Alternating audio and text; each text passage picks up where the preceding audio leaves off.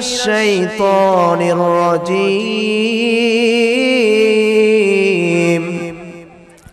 بسم الله الرحمن الرحيم ألف لام ميم ذلك الكتاب لا ريب فيه هدى للمتقين أو قال النبي صلى الله عليه وسلم خيركم من تعلم القرآن وعلمه إلى آخر حديث মনটা যদি হয়তো প্রবল হাওয়া মনটা যদি হয়তো প্রবল হাওয়া হয়তো যদি শুভ্র কবুতর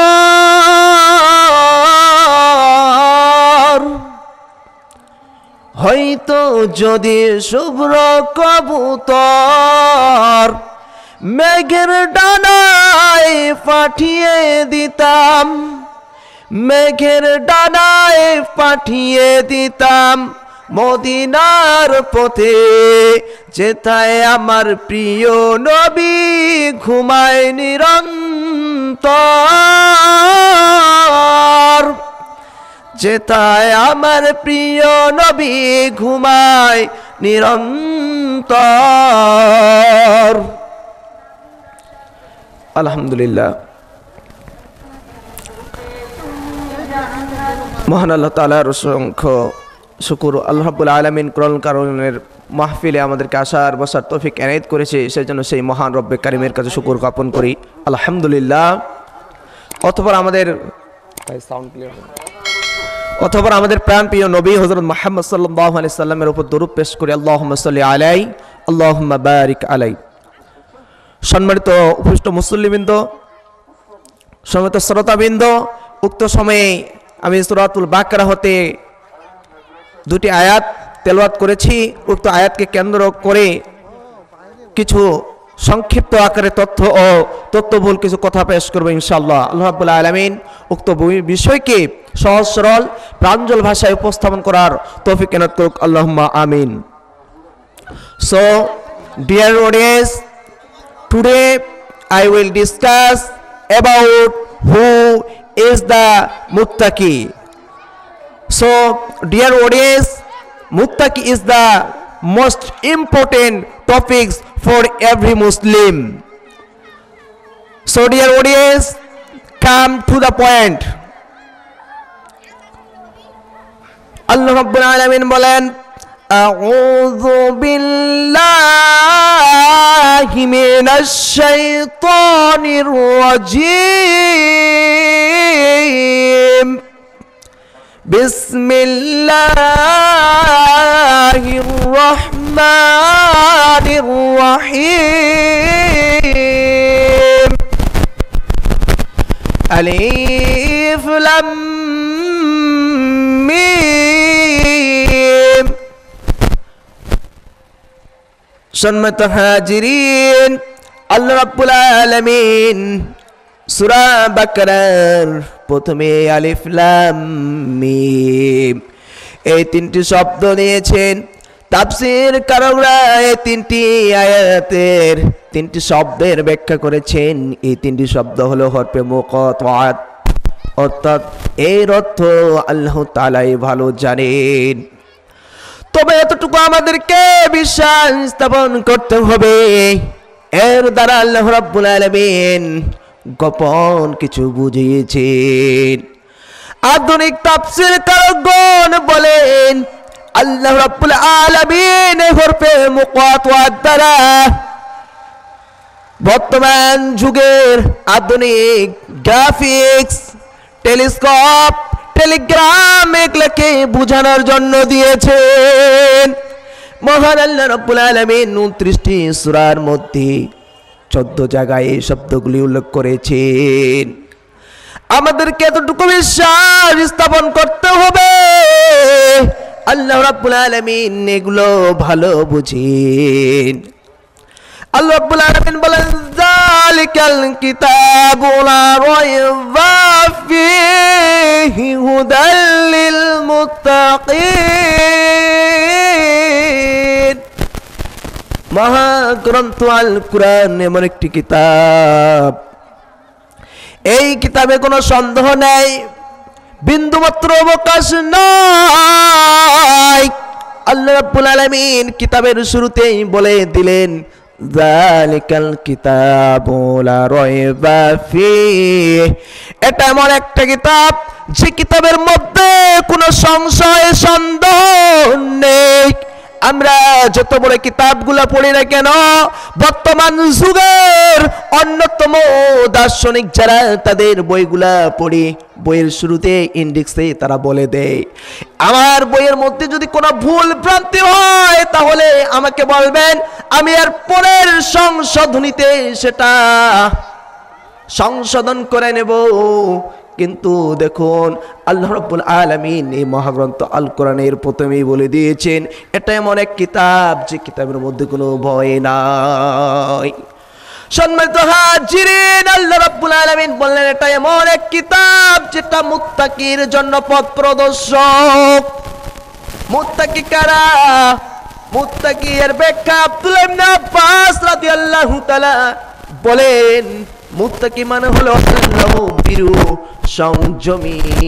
মুত্তাকি তাদেরকে বলা হয় যারা আল্লাহ রাব্বুল আলামিনের প্রতি ঈমান আনে, যারা কখনো শিরকে লিপ্ত হয় না, যারা কখনো কবিরা গুনাহ করে না, যারা কখনো মিথ্যা কথা বলে না, যারা কখনো মানুষকে ঠকায় না, তারাই হলো মুত্তাকি।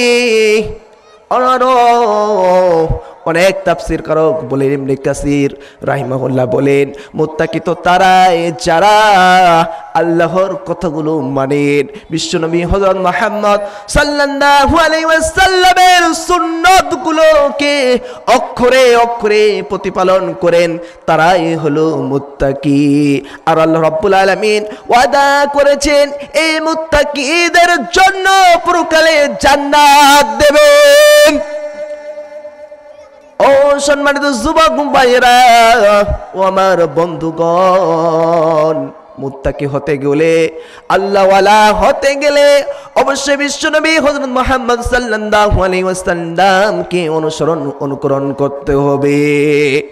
কেননা আল্লাহ তাআলা এই নবীকে এত মর্যাদা দিয়েছেন, এই নবীকে আল্লাহ রাব্বুল আলামিন এত সম্মান দিয়েছেন, অন্য কোন নবীকে দেন নাই। আল্লাহ রাব্বুল আলামিন 104টি আসমানি কিতাব এই জমিনে দিয়েছেন, 313 জন রাসূলকে প্রেরণ করেছেন। রসুল প্রেরণের উদ্দেশ্য হলো যাতে করে মানুষ দুনিয়ায় আল্লাহর ইবাদত করে, আল্লাহর গোলামি করে, মূর্তি পূজা, শিরিক থেকে বেঁচে থাকে, একত্ববাদ আল্লাহ তাআলার ইবাদত করে যাতে মানুষগুলো প্রখালমুখী হয়, জান্নাতওয়ালা হয়। এই জন্য আল্লাহ রাব্বুল আলামিন নবী রাসূলদেরকে প্রেরণ করেছেন। ও বন্ধুগণ, ও যুবক ভাইয়েরা রে, তুমি খেয়াল করো আল্লাহ রাব্বুল আলামিন বিশ্বনবী মুহাম্মদুর রাসূলুল্লাহ সাল্লাল্লাহু আলাইহি সাল্লামকে নবী হিসেবে প্রেরণ করেছেন, শ্রেষ্ঠ উম্মত। আমরাই প্রথমত জান্নাতে যাব। আর আমরা যদি জান্নাতে যেতে চাই, বিশ্বনবী হযরত মুহাম্মদ সাল্লাল্লাহু আলাইহি সাল্লামকে আনুগত করতে চাই, তাহলে অবশ্যই আমাদেরকে প্রথমত কোরআনকে ফলো করতে হবে, দ্বিতীয়ত রাসূল মুহাম্মদ সাল্লাল্লাহু আলাইহি ওয়াসাল্লামের হাদিসগুলোকে ফলো করতে হবে, তাহলে আমরা মুত্তাকি হতে পারবো। আল্লাহ রাব্বুল আলামিন এই মুহাম্মদ সাল্লাল্লাহু আলাইহি সাল্লামকে ছোটবেলায় আলামিন উপাধি দিয়েছেন। আল্লাহ রাব্বুল আলামিন বলেন, যখন বিশ্বনবী সাল্লাল্লাহু আলাইহি সাল্লাম ছোটবেলায় শিশু অবস্থায় জন্মগ্রহণ করে, তখন থেকে নিয়ে তিনি কখনো মিথ্যা কথা বলতেন না, এতিমদেরকে ঠকাতেন না, আত্মীয়দের সাথে সম্পর্ক বিচ্ছিন্ন করতেন না, তিনি সবাইকে উপকার করার চেষ্টা করতেন। আল্লাহ তাআলার নবীর চাচা আব্বাস রাদিয়াল্লাহু তাআলা বলেন, ছোট শিশু অবস্থায় যখন বালকগুলো কাবা ঘর নির্মাণের জন্য পাথর বহন করছিল, আমিও নিয়ে গেলাম মুহাম্মদ সাল্লাল্লাহু আলাইহি সাল্লামকে।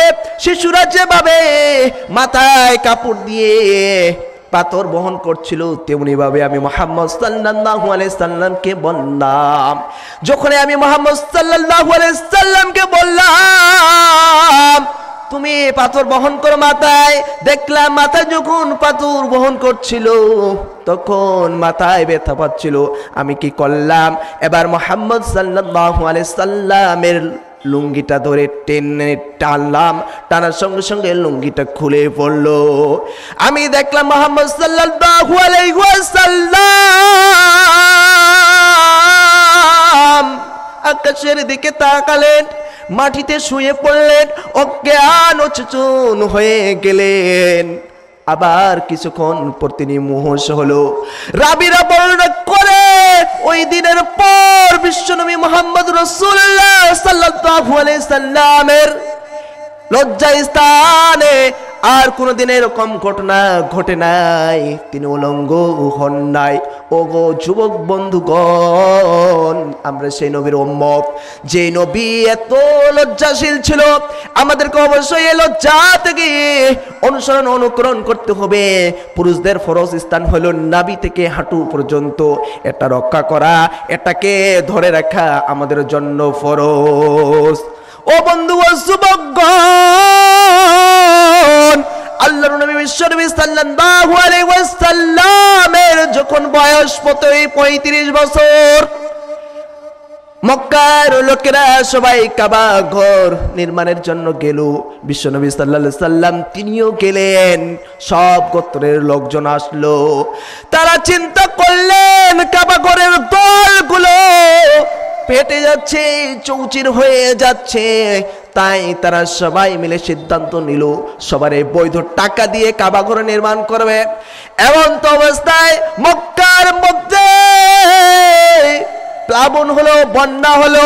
যে বন্যার কারণে কাবা ঘরের দেওয়ালগুলো ফাটল সৃষ্টি হলো। ও বন্ধুগণ, এবার মক্কার সব লোকেরা এবার সিদ্ধান্ত নিল তারা বৈধ টাকা দিয়ে কাবা ঘর পুনর্নির্মাণ করবেন। ও বন্ধু ও যুবকগণ, এই কাবা ঘর প্রথম নির্মাণ করেছিলেন ফেরেশতারা, তারপর কাবা ঘরকে আবার নির্মাণ করেছেন আমাদের জাতির পিতা ইব্রাহিম খলিলুল্লাহ, তার পুত্র ইসমাইল আলাইহিস সালাম। ইব্রাহিম আলাইহিস সালাম ছিলেন মিস্ত্রি আর ইসমাইল আলাইহিস সালাম ছিলেন জোগাড়ি। বাপ বেটা দুইজনে মিলে এই কাবা ঘরকে পুনর্নির্মাণ করেছিলেন। তার কিছুদিন পর ও 100 বছর অতিক্রান্ত হওয়ার পর এবার যখন মক্কার লোকেরা চাইলো কাবা ঘর পুনর্নির্মাণ করবে, তাদের মধ্যে কেউ সাহস পাচ্ছিল না রে যুবক। কাবা ঘরকে ভাঙবে, তাদের মধ্যে আশঙ্কা হচ্ছিল যদি তারা কাবা ঘরের দলগুলোকে ভাঙতে যায় আল্লাহ রাব্বুল আলামিন নাকি যেন বিপদ দিয়ে দেন। তারা ভয়ে ভীত হয়ে গেল রে যুবক। এক পর্যায়ে তাদের মধ্যে এক লোক সামনে আগাইয়া গেল, এবার কাবা ঘরকে ভাঙার চেষ্টা করলো। কেননা কাবার দেওয়ালগুলো ছিল ফাটা, কাবার চারদিকে 4টি দেওয়াল ছিল, উপর দিকে ফাঁকা ছিল। জাহিলিতের যুগে কাবা ঘরের মধ্যে দামি যে জিনিসগুলো রাখা হতো সেগুলো চুরি হয়ে গেছে। মক্কার অলিতে গলিতে ধুমধাম করে মানুষ মেতে উঠেছে। এবার তারা ভাবতেছে এমন একটা কঠিন পরিস্থিতি থেকে কিভাবে সাবধানতা অবলম্বন করা যায়। মক্কার মধ্যে একটা বৈঠকের ব্যবস্থা করা হলো। ওই বৈঠকে একটা সিদ্ধান্ত গ্রহণ করা হলো, এই মক্কার ফাটা দেওয়ালগুলোকে পুনর্নির্মাণ করা হবে। তাই তারা চলে গেল। এবার যুবক ও বন্ধুগণ, কাবার সামনে যায়া যখন এই কাজ আরম্ভ করলো, করার পর যখন হাউজারে আসওয়াদ কালা পাথরের দেখা মিলল, ও যুবক ও বন্ধুগণ, এবার প্রতিটা এলাকার প্রতিটা গোত্রের লোকেরা চাইল এই হাজরে আসওয়াদকে তারা নিজ নিজ গোত্রের নিজ নিজ জায়গায় দখল করবে, নিজ নিজ আসনে প্রতিষ্ঠিত করবে। ওর যুবক তাদের মধ্যে কথা কাটাকাটি হলো, এমন ভাব নিল মক্কার মধ্যে তারা একটা যুদ্ধ হয়ে যাবে। এমন তো অবস্থায় এক স্বামী বলল, এই হেরেম শরীফে এই আল্লাহর ঘরে যদি আজকের রাতে কেউ আগে প্রবেশ করতে পারে তাহলে সে ফয়সালা দেবে যে এই কাবা ঘরের হাউজে আসওয়াদ অর্থাৎ কালো পাথর কোথায় স্থাপিত হবে। ও যুবক ও বন্ধুগণ, আল্লাহর নবী বিশ্ব নবী মুহাম্মদ রাসূলুল্লাহ সাল্লাল্লাহু আলাইহি সাল্লাম সবার আগে উঠলেন, উঠে এসে হেরেম শরীফে গেলেন। যাওয়ার পর অন্যান্য লোকজন দেখতে পেল, তারা এবার সবাই বলা বলি করলো, আমরা সন্তুষ্টি অর্জন করেই ফেলেছি, আমরা বিশ্বনবী মুহাম্মদ রাসূলুল্লাহ সাল্লাল্লাহু আলাইহি ওয়াসাল্লামকে পেয়েছি, যে লোক কখনো মিথ্যা কথা বলে না। আমরা সবার সরে এক বাক্যে আল আমিন বিশ্বাসী বলে তাকে মানি, তাকে জানি, তাকে চিনি, নিজে যা করবে আমরা তাই মেনে নেব। এবার মক্কার মধ্যে যত লোক ছিল সব লোকগুলো জমা হয়ে গেল। বিশ্বনবী সাল্লাল্লাহু আলাইহি ওয়াসাল্লাম বললেন, একটি চাদর নিয়ে আসো। এবার তারা একটা চাদর নিয়ে আসলো। আসার পর বিশ্বনবী সাল্লাল্লাহু আলাইহি ওয়াসাল্লাম চাদরটাকে 5 মিনিট 7 মিনিট পর আজান দিবে আর কি, আজানের সঙ্গে বন্ধ করবে। ও বন্ধুগণ, ও যুবক ভাইরা, সময় সংক্ষিপ্ত, মন চাচ্ছিল দুই একটা কথা বলার, কিন্তু সময় যেহেতু দ্বার প্রান্তে এসে গেছি, বেশি একটা লম্বা করার সময় পাবো না। 5 মিনিট কথা বলবো রে যুবক, তুমি মনোযোগ দিয়ে শোনো এবং আমল করার চেষ্টা করো। এবার বিশ্বনবী সাল্লাল্লাহু আলাইহি ওয়াসাল্লাম বললেন, একটা চাদর নিয়ে আসো। একটা চাদর নিয়ে আসা হলো। আসার পর ওই হাজরে আসওয়াদ কালো পাথরকে তিনি ওই চাদরের মধ্যে উঠালেন। বিভিন্ন গোত্রের লোকদেরকে বললেন, সবাই ধরো। সব গোত্রের লোকজন চাদরটাকে ধরলো। ধরে আল্লাহ রাব্বুল আলামিনের নবী বিশ্বনবী মুহাম্মদুর রাসূলুল্লাহ সাল্লাল্লাহু আলাইহি সাল্লাম চাদরটিকে নিয়ে কাবার কিছু দূরে গিলাফের কাছাকাছি, কিতাবের মধ্যে রয়েছে 14 ফিট দূরে ওই পাথরকে নিয়ে বসাইলেন। এবার মক্কার মধ্যে শান্ত পরিবেশ বজায় থাকলো, কেউ আর রক্তপাত করলো না, কারণ সবাই চাচ্ছিল বিশ্বনবী হযরত মুহাম্মদ সাল্লাল্লাহু আলাইহি সাল্লাম আল্লাহর নবী। ও বন্ধু, ও যুবকগণ, এবার যখন বিশ্বনবী সাল্লাল্লাহু আলাইহি সাল্লামের বয়স 40 বছর, তখন তিনি নির্জনে থাকার চেষ্টা করলেন, দুনিয়ার ঝামেলা থেকে বেরিয়ে থাকতে চাইলেন। তিনি এবার চলে গেলেন দুই পাহাড়ের মধ্যবর্তী হেরা গুহা নামক স্থানে। ওইখানে তিনি গেলেন খাদিজা রাদিয়াল্লাহু সঙ্গে নিয়ে।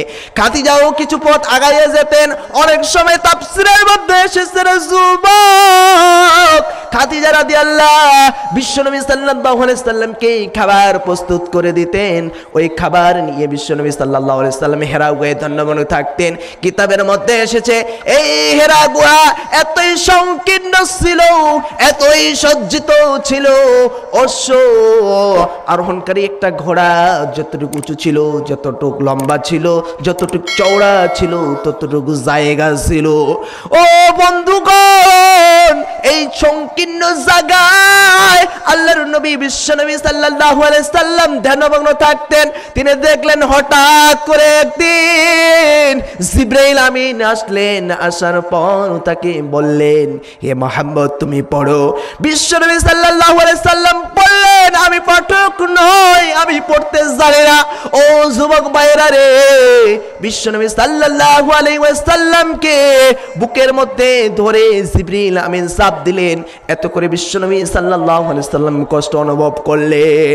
এবার তাকে ছেড়ে দিলেন। দেওয়ার পর আবার জিবরাইল আমিন বিশ্বনবী সাল্লাল্লাহু আলাইহি ওয়াসাল্লামকে বুকের মধ্যে ধরে আবার চাপ দিলেন। আবার রাসূল সাল্লাল্লাহু আলাইহি সাল্লাম বলেন, হে মুহাম্মদ তুমি পড়ো। মুহাম্মদ সাল্লাল্লাহু আলাইহি ওয়াসাল্লাম বললেন, আমি পাঠক নই, আমি পড়তে জানি না। অনুরূপ তিনবার বিশ্বনবী সাল্লাল্লাহু আলাইহি সাল্লামকে জিবরিল আমিন বুকে ধরে জড়াইয়া চাপ দিলেন সিনার মধ্যে। বিশ্বনবী সাল্লাল্লাহু আলাইহি সাল্লামকে পড়তে বললেন। বিশ্বনবী সাল্লাল্লাহু আলাইহি সাল্লাম বললেন, আই এম নট রিডার, আমি পড়তে পারি না। এবার যুবক ভাইরা রে, জিবরিল আমিন শিখিয়ে দিলেন, ইকরা বিসমি রাব্বিকাল্লাযী খলাক, বলো তোমার প্রভুর নামে যিনি তোমাকে সৃষ্টি করেছেন। সূরা আলাকের এই প্রথম 5 আয়াত। এবার বিশ্বনবী সাল্লাল্লাহু আলাইহি সাল্লাম এতটা ভীত সন্ত্রস্ত হয়ে চলে আসলেন। গৃহে আসার পর খাদিজা রাদিয়াল্লাহু তাআলা আনহাকে বললেন, জামিলুনি জামিলুনি, আমাকে চাদর দ্বারা আবৃত করো, আমাকে চাদর দ্বারা আবৃত করো। এবার খাদিজা রাদিয়াল্লাহু তাআলা তাকে চাদর দ্বারা আবৃত করলেন। যখন ভীত সন্ত্রস্ত